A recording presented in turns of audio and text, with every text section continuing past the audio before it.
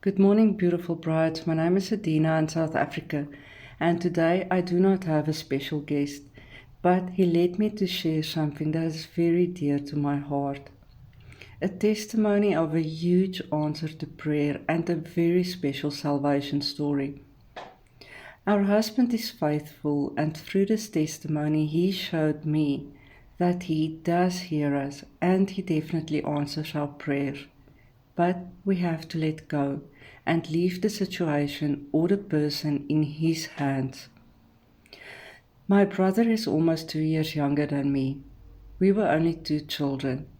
During high school, he was a bit of a rebel, hanging out with the wrong friends and getting into trouble at school. After school, he started working at a huge factory, doing really dirty work. But he applied for a bursary through the company and then went on to study computer science. After he graduated, he continued to work for this company for almost 20 years. He sat in an office full of atheists. He was not a Christian at that stage, and their views rubbed off on him. And he would share his views with me. Although my journey hasn't started yet at that point, I always believed and considered myself a Christian. And this would always lead to us having arguments, with me trying to convince him that God is real and trying to prove the Bible. But this didn't help. He had arguments for everything I said. When my journey started and I learned the principles of letting go and win without words, I stopped talking to him about God and the Bible. I just kept quiet.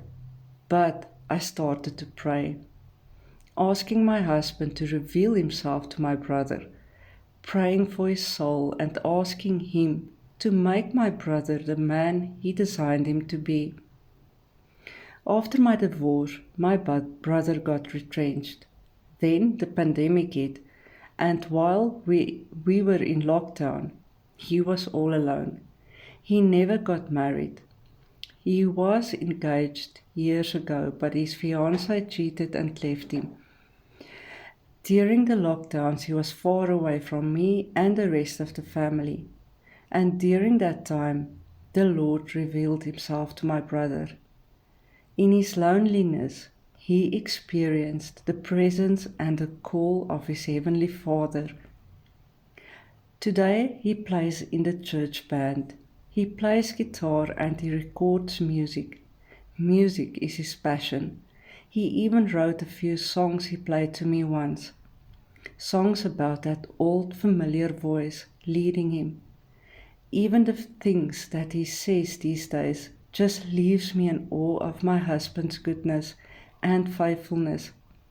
Just this past weekend, he told me that the first thing you have to do in the morning is to spend time with the Lord.